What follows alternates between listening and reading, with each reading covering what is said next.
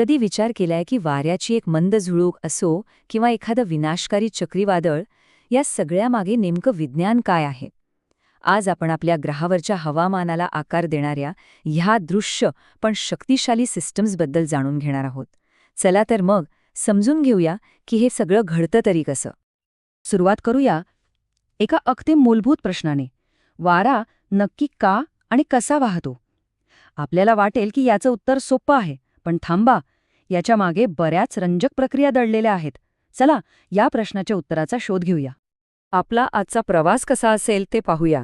आपण हवेच्या दाबासारख्या अगदी बेसिक गोष्टींपासून सुरुवात करू. मग वाऱ्याला दिशा देणाऱ्या शक्ती, पृथ्वीवरचे मोठे एअर बेल्ट्स आणि शेवटी चक्रीवादळांसारख्या मोठ्या घटनांपर्यंत पोचू. चला तर सुरुवात करूया पहिल्या भागापासून. एक गोष्ट लक्षात ठेवा, हवामानाची प्रत्येक घटना, मग ती लहान असो की मोठी, ती याच एका गोष्टीपासून सुरू होते: हवेच्या दाबातील फरक. हेच हवामानाचं खरं इंजिन आहे. सोप्या भाषेत सांगायचं तर, जेव्हा हवा तापते, ती हलकी होते आणि वर जाते. तिथे तयार होतं कमी दाबाचं क्षेत्र. याच्या उलट थंड हवा जड असते, ती खाली बसते आणि तिथे जास्त दाबाचं क्षेत्र तयार होतं. निसर्गाचा नियम अगदी सरळ आहे. हवा नेहमी जास्त दाबाकडून कमी दाबाकडे धावते. हवेच्या याच धावण्याला आपण वारा म्हणतो.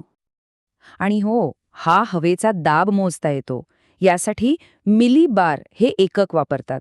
समुद्रसपाटीवर हा दाब साधारणपणे 1013.25 मिलीबार असतो.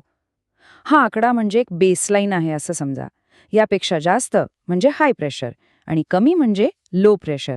हवामानाचे नकाशे याच दाबाच्या फरकाचा खेळ दाखवतात. आता पुढचा भाग.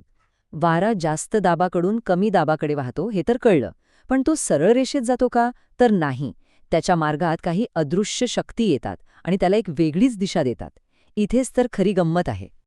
तर वाऱ्याचा वेग आणि दिशा ठरवणाऱ्या या 3 मुख्य शक्ती आहेत. पहिली दाब प्रवणता शक्ती, जी वाऱ्याला पुढे ढकलते. दुसरी घर्षण शक्ती, जी जमिनीलगत त्याला अडवते. आणि तिसरी कोरिओलिस शक्ती, जी त्याला चक्क फिरवते. चला यांना एक करून समजून घेऊया. दाब प्रवणता शक्ती म्हणजे वाऱ्याचं इंजिन.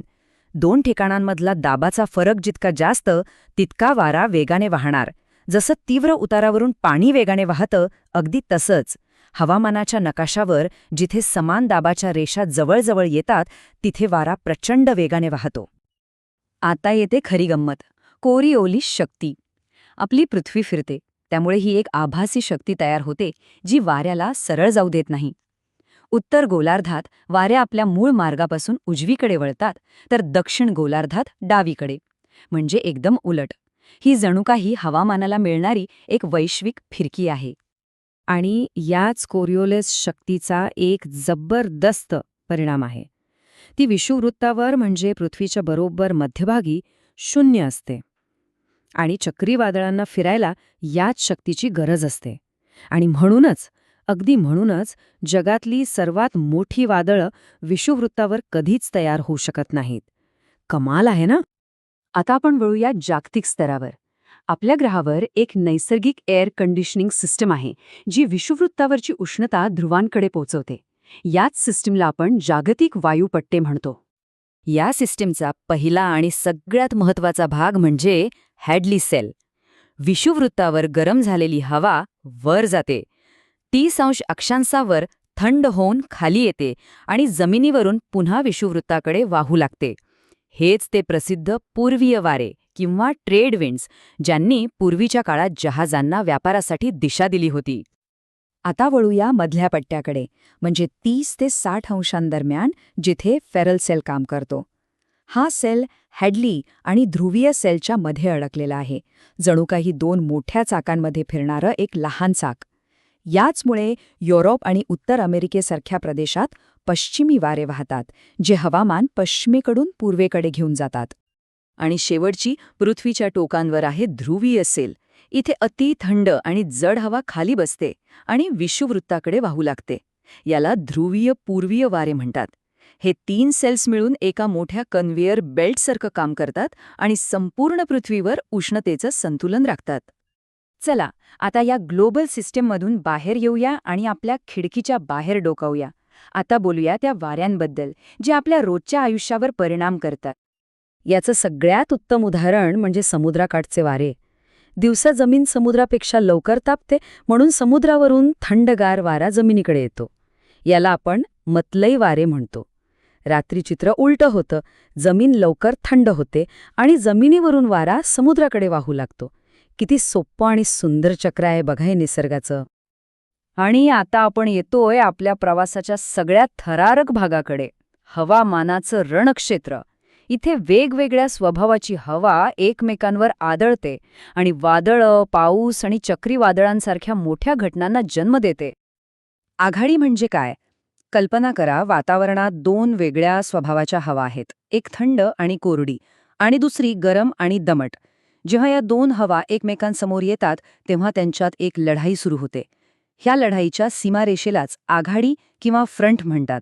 इथेच ढग, पाऊस आणि वादळं तयार होतात.